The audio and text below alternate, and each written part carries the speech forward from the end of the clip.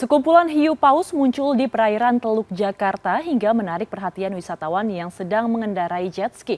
Informasi ini akan kami rangkum dengan kebakaran gudang penyimpanan kopi instan kemasan di Kabupaten Tangerang dan aksi penembakan pos milik Dishub dan polisi di Palembang dalam kilas peristiwa. CCTV Command Center Polda Sumsel merekam pembakaran pos pantau truk over dimensi overload di Jalan Nurdin Panji, Kecamatan Sako, Palembang. Peristiwa ini terjadi pada 31 Mei, Rabu dini hari. Pada Senin siang, anggota Dinas Perhubungan Palembang membenarkan peristiwa pembakaran ini. Namun, belum diketahui motif pembakaran pos tersebut. Dinas Perhubungan Palembang telah melapor ke polisi dan dalam penanganan Polsek Sako, Palembang. Pasca kejadian pembakaran, petugas tetap berjaga di sekitar area pos.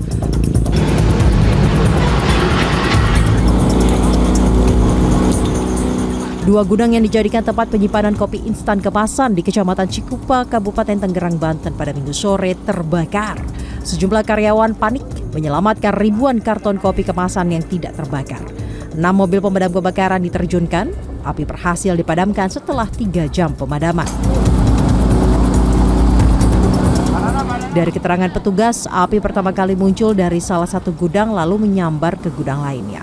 Dugaan sementara kebakaran terjadi akibat arus pendek listrik. Ini ekor. Sejumlah wisatawan yang sedang bermain jet ski di perairan Teluk Jakarta dikejutkan oleh munculnya sekumpulan hiu paus ke permukaan air laut. Tidak nampak aktivitas membahayakan dari hiu paus ke manusia yang ada di dekatnya. Peneliti hiu dan pari dari Pusat Penelitian Oseanografi, Fahmi, pada Minggu sore mengatakan bahwa ikan hiu paus ini bukan jenis hiu berbahaya. Ikan jenis ini pemakan plankton, udang, dan ikan-ikan kecil yang bergerombol. Diduga kemunculan sekelompok hiu paus pada Sabtu siang tersebut karena banyak ditemukan makanan melimpah atau karena migrasi. Tim Liputan CNN Indonesia.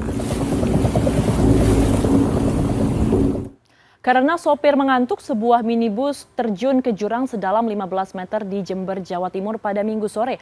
Adapun di Surabaya, seorang pelajar pengendara motor tewas dan temannya yang dibonceng luka parah akibat ditabrak mobil pada Senin siang. Ya Allah. Satu orang pelajar pengendara sepeda motor tewas dan teman yang diboncengnya luka parah akibat ditabrak mobil di Jalan Lapangan Dharma Wangsa, Surabaya, Senin siang. Sebelum ditabrak mobil, kedua korban menabrak seorang pengendara motor lain dari arah belakang. Pengendara sepeda motor yang ditabrak menyatakan usai menabrak kendaraannya, motor kedua korban menabrak trotoar. Tubuh mereka lantas terpental. Di saat bersamaan, melaju sebuah mobil dan menghantam kedua korban. Jasad korban tewas dan korban luka dibawa ke IGD RSUD Dr. Sutomo, Surabaya.